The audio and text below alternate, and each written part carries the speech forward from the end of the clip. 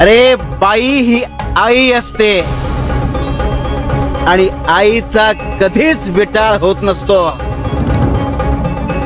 आणि जर हा विटाळ असेल तर अवघं जग या विटाळानेच निर्माण झालंय.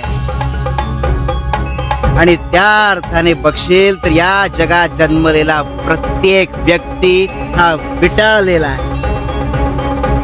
अगदी तू सुद्धा.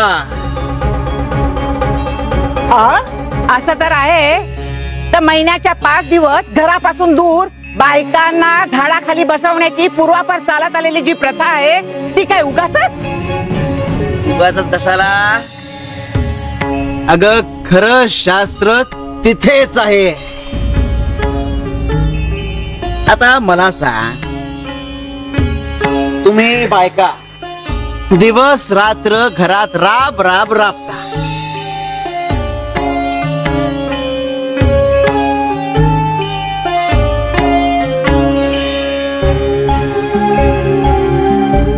राबता की नाही?